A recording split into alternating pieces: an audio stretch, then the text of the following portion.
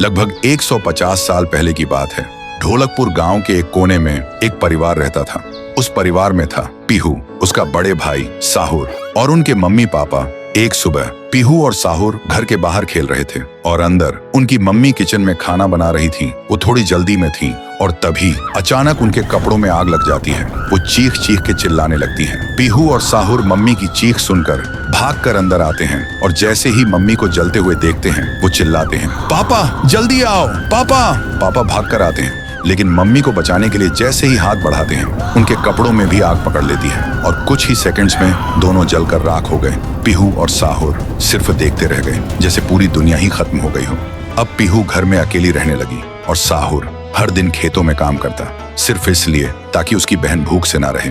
एक पूर्णिमा की रात थी। साहुर खेतों से काम करके घर लौट रहा था। तभी उसकी नजर जाती है एक घर की खिड़की पर। वो देखता है एक आदमी किसी का खून कर रहा था। ये देखते ही साहुर के पैर कांपने लगे और जैसे ही वो पीछे मुड़ता है एक और आदमी हाथ में खंजर लेकर खड़ा था। वो आदमी बिना कुछ कहे साहुर पर वार कर देता है। फिर गांव के लोगों को इकट्ठा करते हैं और वही आदमी चिल्लाता है, ये लड़का मेरे घर में घुसकर चोरी कर रहा था और जब मैंने रोका तो मुझे ही मारने की कोशिश की। अब आप लोग ही बताओ इसके साथ क्या किया जाए। गांव वाले गुस्से से भड़क उठते हैं और चिल्ला के कहते हैं, इसे उस पेड़ पे जिंदा उल्टा लटका दो। साहुर गिड़गिड़ाता है, मैं बेकसूर हूँ, मैंने कुछ नहीं किया। लेकिन गांव के किसी ने भी उसकी एक ना सुनी। उधर उसकी बहन रात भर उसका इंतजार करती रही और सुबह जब वो उसे ढूंढने निकली तो देखती है उसका भाई गांव के बीच वाले सूखे पेड़ से उल्टा लटका हुआ है। ये देखते ही पीहू टूट जाती है, जोर जोर से चीखने लगती है और उसकी चीख पूरे गांव में गूंज जाती है। फिर गांव वाले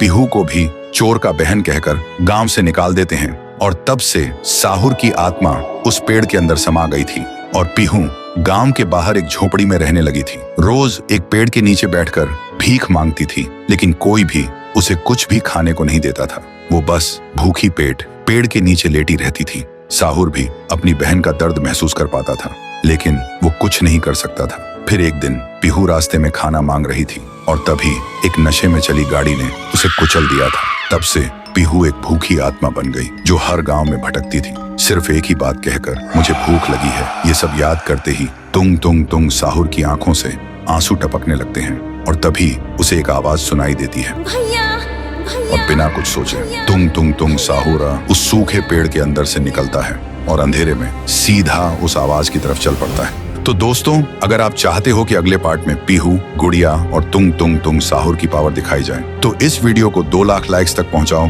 तभी आएगा असली तांडव।